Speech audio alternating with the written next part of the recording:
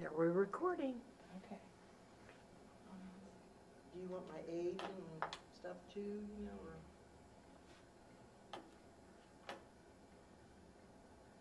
I'll tell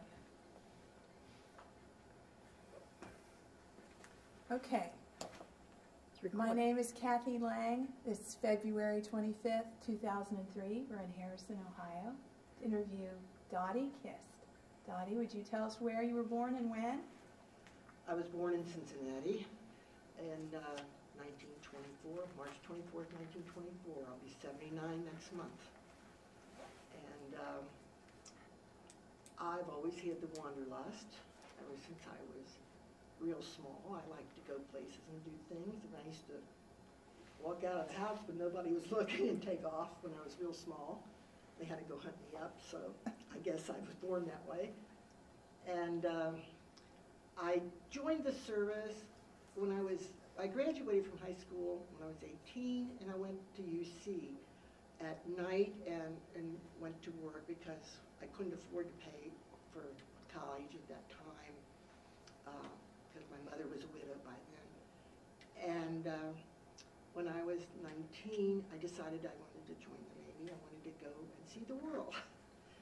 So I joined the Navy, but they wouldn't, they took me in and they signed me up, but they wouldn't let me in and they wouldn't swear me in until my 20th birthday.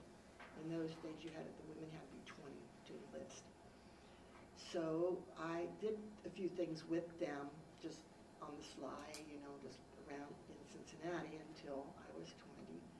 Then I was sent to Long Island, I was sent to Hunter College in New York.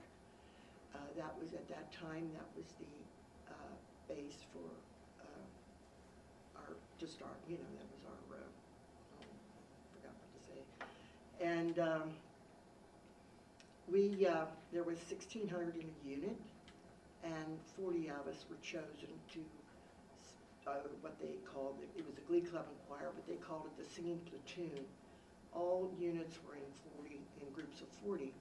We lived together, and we sang together, and we did everything together.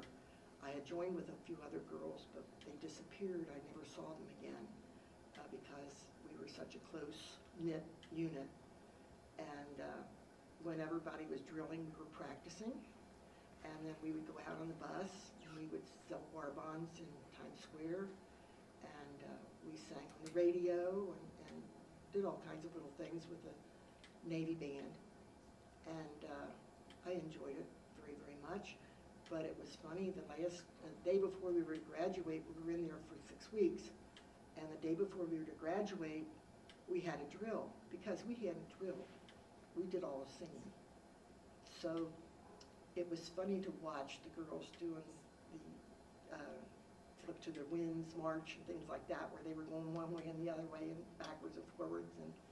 And it was real funny to get to be able to drill good enough to get out of the boot camp at that time. And then for the Admiral was there for our graduation. And so we had to be really good at that time. So, and then we sang like Oklahoma and things like that for graduation. Then I was shipped to, it was funny in the service. They ask you what the 3 things you would like to do. And I said, I wrote down link trainer instructors, control tower operator, something else. But it was on that order. You know, I wanted to go and do things and get away, you know.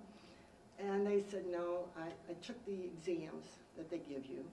And my biggest exam was mechanical aptitude. And my second was math, because I had been studying accounting and all that. And I worked for Fifth Third Bank before I went in service, so I was doing a lot of math work. So they said, no, you won't be able, you're a little too young to be a control tower operator in that, no. And you've had a lot of schooling, and you're not out of school yet, and we think that you should go to school some more.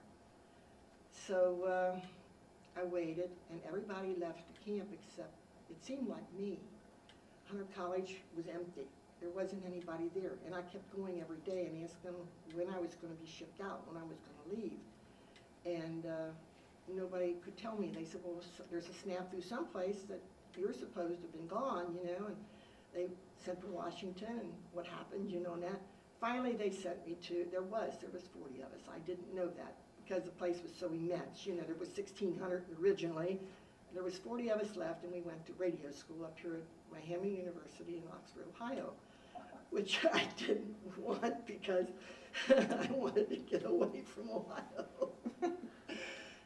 So I went there for 9 months, and I sang with their choir and sang with the Air Force Band down here. UC had an Air Force Band, and I sang with them.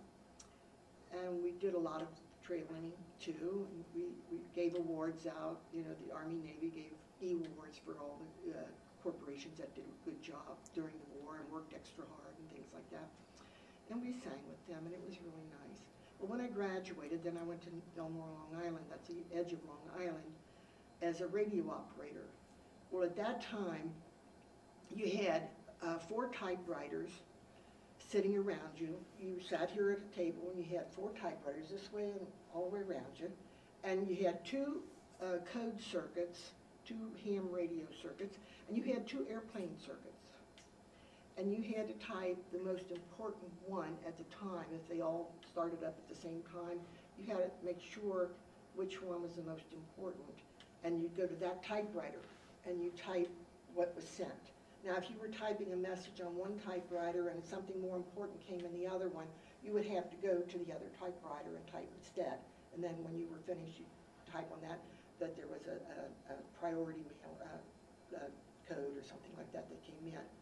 So we were there also with, they didn't have a station. They had a station there, but they didn't have a place for us to live. So when we got up there, they confiscated the rooms that their service people had been using. Had their families that had boys in the service and things, and we lived with private people in private homes. And we were able, we worked 3 shifts a week. Our week was 8 days, and we worked 2 days of one shift and 2 days of another, and then we'd have like 24 hours one time, and then we'd have 48 hours after that. So we worked like 2 days from, like we started out 4 to midnight in the afternoon, and then we were off like 12 hours, and we worked from 8 in the morning to midnight until 8 in the morning, and then we worked from 8 to 4, and then we were off 2 hours. I mean 48 hours. And we were allowed to go to New York City or anything like that we wanted, or if we got permission, we could go to the states where the other girls lived. I mean, I went to visit some of the other girls with their, you know, their families and things like that. Just close around. We weren't allowed to go very far. But we would go to lunch at the Roosevelt Hotel, and we would hear Guy Lombardo play his music while we had lunch and things like that. It was really nice. We had a lot of, they treated us very well up there. They gave us free passes to shows, and the movies were only a quarter for us. Going up Statue of Liberty was only a quarter, and Long Island Railroad was 75 cents a round trip. And you couldn't even in those days, I mean, that sounds, you know, it's been so many years, but even in those days it was like 2.5 for the train trip, because it was a very long train, long ride. And I really enjoyed it.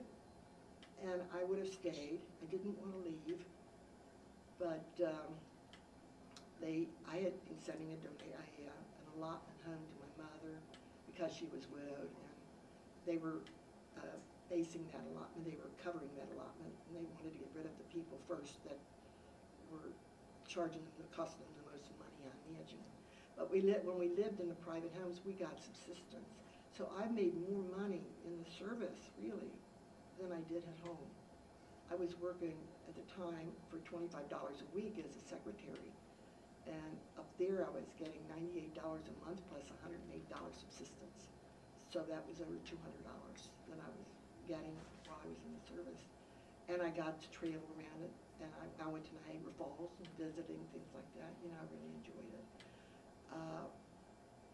I took the last message from Corregidor, and it was the hardest thing I ever did in my life. The Japs were overrunning Corregidor, and it was just a matter of time. And the shells were falling, and everything was so bad that he was saying that they were throwing dead bodies into the foxhole that he was in to keep them from getting damaged anymore, so that they could send them back to their parents and things like that. And near the very end, he was telling us all about everything that was happening. And then at the end, he said, please call my parent, my mother, gave her his name and her name and his address, and tell them that he loved them and that he hopes to see them again. And then it suddenly stopped. So we knew the Japs had got there. But then there was other things that happened that were very sad. I mean, when you take these kind of messages, you know, an airplane was shot down while we were taking the message or something like that, which was hard sometimes. I mean, we were behind the lines. We were never on the lines, but you heard about them, and that was really something. There's also 40 federal men there.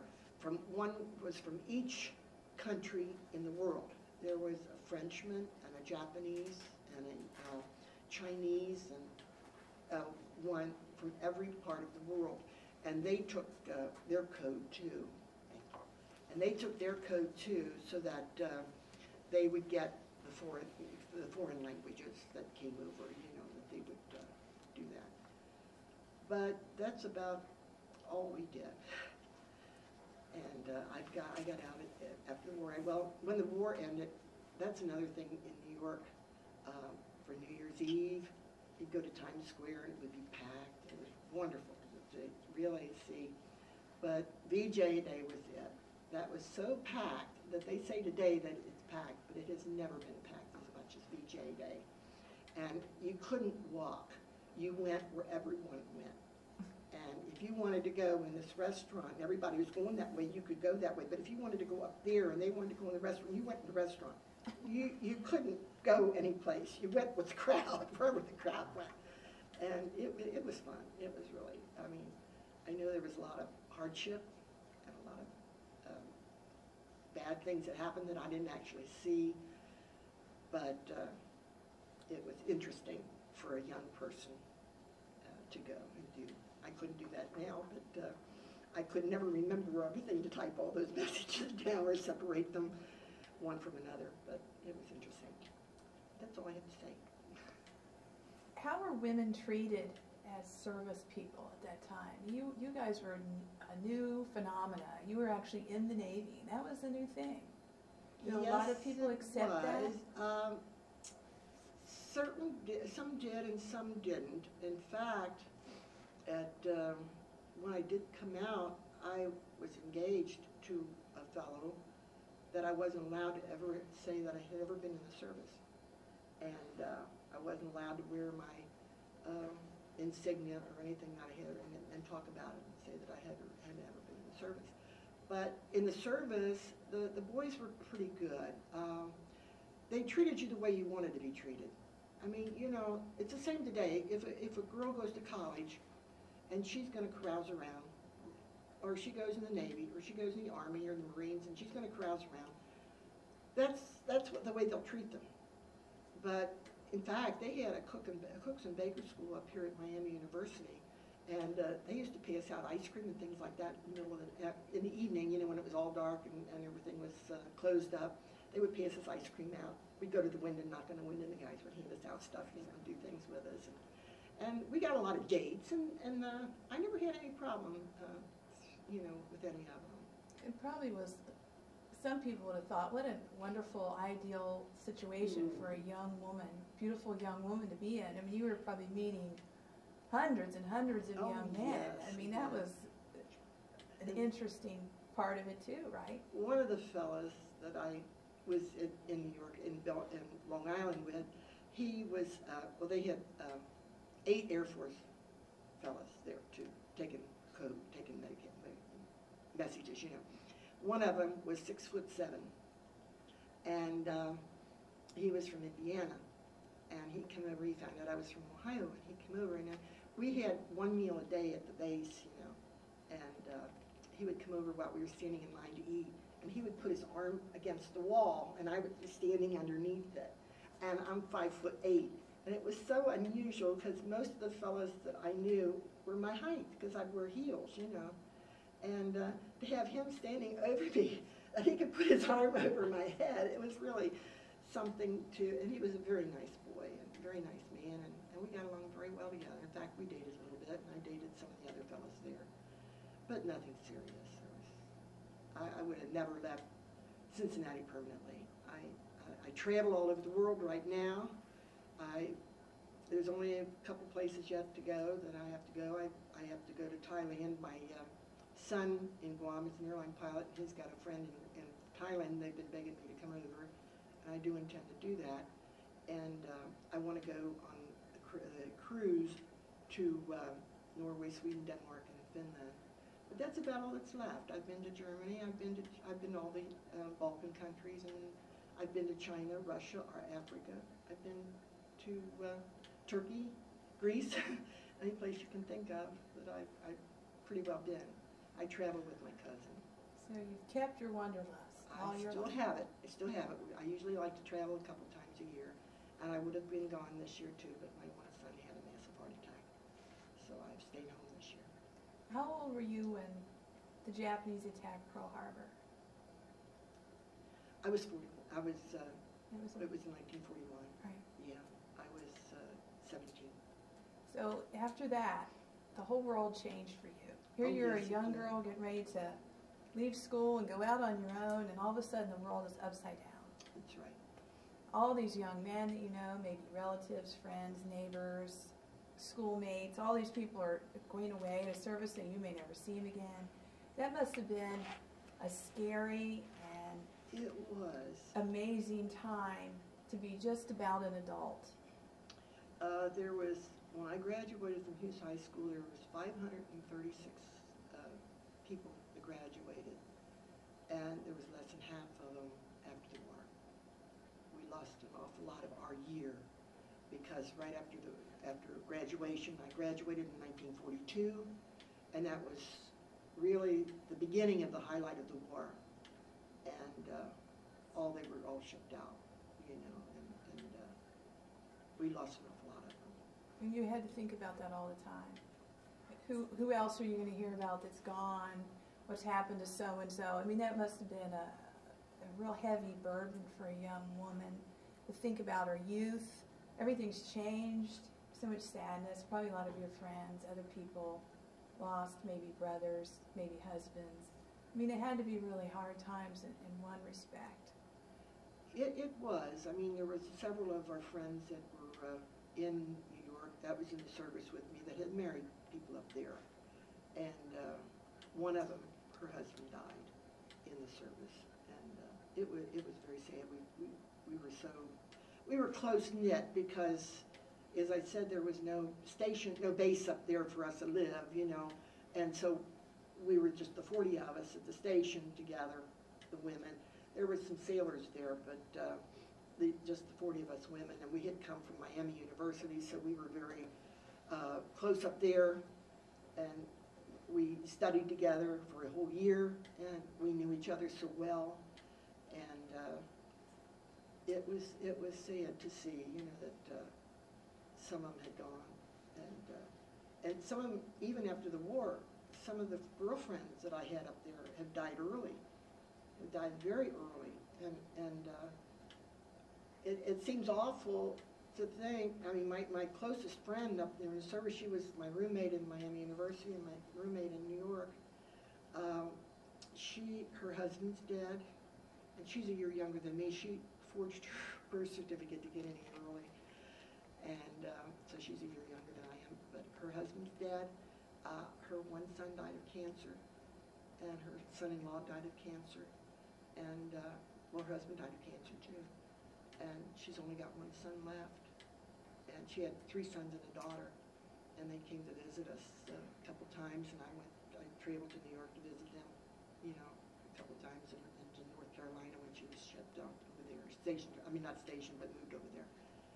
And it just seems so, I mean, every time you read the paper, somebody you know is gone. It's just hard to believe that you're the age you are, and that a lot of people have already gone. You know, I'm lucky. I have my husband. He's 80, and we have a very large family. I have 7 children, 6 boys and a girl. I've had 11 grandchildren. 2 of my boys were actually Marines, the oldest 2. My youngest 2, one was in the Marine PLO, and the youngest one was in the Navy ROTC, which would have turned into the Marines when he got out. I have 2 grandchildren that are Marines right now. One is in Kuwait, one is heading over to the Persian Gulf pretty shortly. My oldest son was lucky, very, very lucky. He was the fire leader of 9 boys in Vietnam. And he was first watch, and then after that it was raining. So he put his poncho, he got in the corner of the foxhole, and put his gun alongside of him and his helmet alongside of him, and put his poncho over him and went to sleep. And while the other ones kept watch, well, all of a sudden a satchel charge was thrown in, nucleus and pieces of tin and things like that. And everybody was blown up, and everybody was killed but him. And the only thing that saved him was the fellow that was on watch fell on top of him when the bomb went off. All he got out of it was a dislocated shoulder. Then after that, he got up and he left there and he ran for his base, and they were shooting at him, and he kept saying he's an American, don't shoot. Then my second youngest one was in the PLO up at Quantico. And he was in one of these sided trucks, you know, I don't know what they called them. They had the canvas over the top and the back, and it was supposed to sit 12 fellows, 6 on each seat in the back end. Well, they had 24, and they had 12 of them sitting on the floor, and they had a young 19-year-old driving it, and he was going down Quantico's hill, that steep hill they have, and he overbalanced, and it rolled over 3 times, and the fellow on the side of my son was killed, and my son was dragged from all the way down the hill, and he had burns all the way down to one side, all the way down in his stones in his boat, but some of them had broken arms and broken legs, some of them had, and they kept calling me up, asking me how his broken collarbone was. And he was supposed to go, he was in Bethesda, Maryland at the hospital, and he was supposed to go to Great Lakes to their hospital up there. But he told him his mother was a nurse and she'd take care of him. So they sent him home with the largest bag you ever wanted to see, full of ointments and medication and bandages and everything like that for his mother to take care of him. Then he got a letter saying that he was unfit for service any longer, because at that time they still thought he had a broken collarbone. So then when he got well, he never went back. He said that was close enough, that he didn't think he'd take another chance with it. Don, what was your rank when you were in I wound up as iridium in 3rd class. Yeah, that's equivalent of a sergeant in the Marines or the Navy or something like that. Yeah. Very good. Your service time had a big impact on your life, I know, because you're involved in all sorts of veterans organizations. Yes, I am. I'm the my husband and I and my second oldest son were all life members of the VFW, the AMVETS, American Legion, and right now this is my 3rd time as commander of the AMVETS out here in Harrison. Well, it's West Harrison, Indiana, but it's across the street from Ohio. So yes, we do, and we work a lot and very hard with that.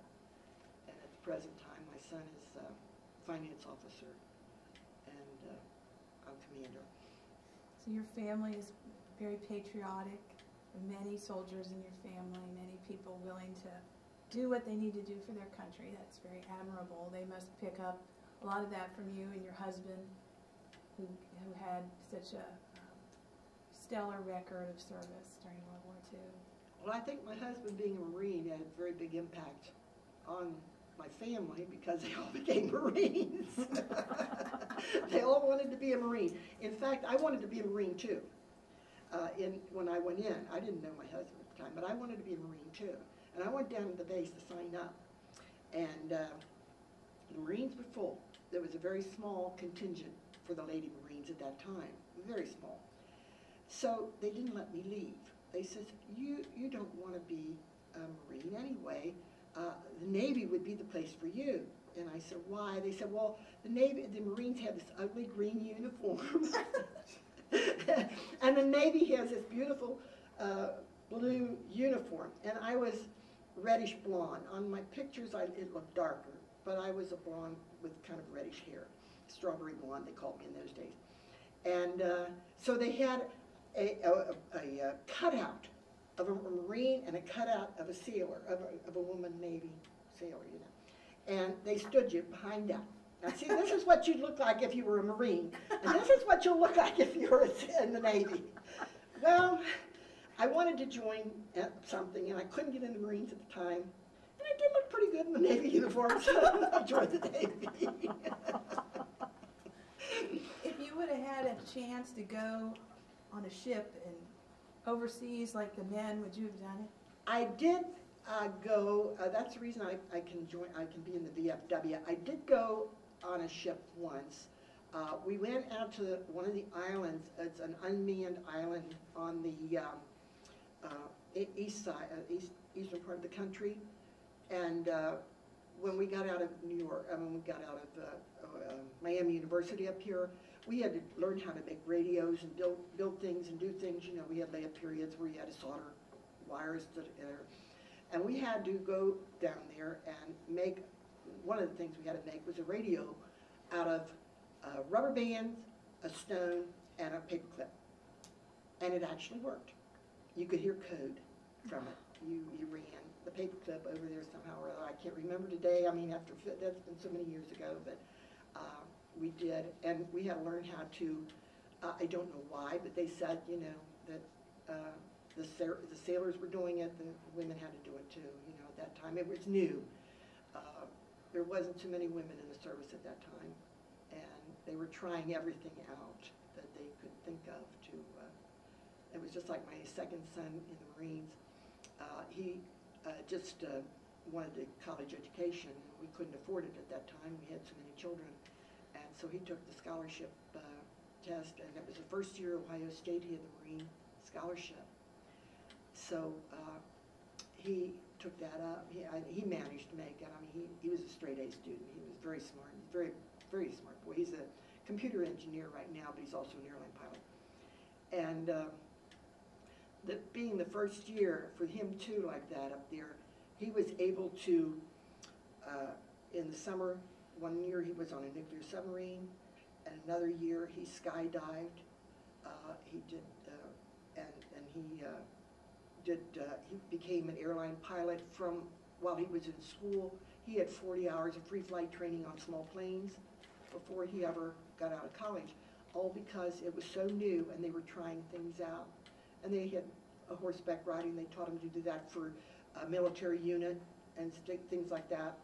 And it was interesting for us, things like he did and things like I did, because it was so new. Now it's so, I don't know what you would say, solid. It's built. I don't think it would be as much fun today as it was when we were in, because you kind of went by the seat of your pants, you know? Whatever they threw at you, you did. And it was more interesting, I think, then than I think it would be right now. Do you think your military experience impacted the rest of your life after the war was over? Oh, yes, it did. It helped me raise my children. My husband worked a shift, worked during the day, and then he had a landscaping business at night, and he never got home till 10, 11 o'clock at night. And I had 6 boys. And if I hadn't been in the service, I don't know whether I could handle 6 boys. I mean, but you get used to telling people what to do when you're in the service. I mean, I was, as I said, I was a radio third class, and we had ensigns, and you know, and you kind of told them what to do, and then when before I left, when I was I worked at the third bank, I was training people then too on different things, different machines and things like that. So you got used to telling people what to do, so you were able, I was able to, everybody said, how can you possibly raise 6 boys, you know? And I said it was so simple. It was easier raising the 6 boys than it was my daughter. It really was. And it's helped me, as I said, I'm commander of the AMVETS. This is my 3rd time as commander. And I think it had a lot to do with that, me being able to handle people. Right now, my oldest son had a massive heart attack. I've taken over his finances. I've become his power of attorney. I've taken over everything. He is married. He has a son. But I guess because I was a CPA, and because I was an auditor and things like that, everything falls to you, you know. But after college, I went to UC. I mean, after graduating from, after leaving the service, I went to UC at night, and I also went back to the College of Music. I was studying for about 13 years before I went in, so I went back there and studied back there too, until I got married, and then I gave it all up. And stayed home and raised 7 children. Then I went back to work again, became the tax auditor for the state of Ohio. So I couldn't stay home. I mean, it's just in fact, when I left Fifth Third, when I had my first son, nobody was allowed to work in those days when you were pregnant, and because out in the actual bank, you know. But they kept me there, and I kept seeing, you know, I had to leave, you know, because I was pregnant. They said, no, you don't show yet. As long as you don't show, they said, you'll never stay home. You're not the type that will ever live at home permanently, you know. And so I stayed there until I was my 9th month when I left left them. But I've enjoyed it. I've got my college through the service, and I think to myself, I really believe, and I thoroughly believe this, that every boy, at least, every girl and boy really, should at least have 2 years of service. I think if every person in the United States had gone to college, had gone to the service for 2 years, and saw what the war is like, or even the civilian life was like in other cities and other states and other countries, we'd have a better class of people here in the United States than we do now. We really would. I don't think we'd have all this killing and shooting and that by the young people. I think everybody would be more adaptable to handling their own affairs. The poor kids don't have a chance. They don't. Their parents don't seem to care, and don't push them to do what the best they can do, whereas the service would. And being in Africa and seeing how the natives live, it's even worse than the Mexicans down in Mexico. The hovels that they live in, and they're very happy. In the nomad, the Masai Mara, the Maasai people, those children don't have a young life.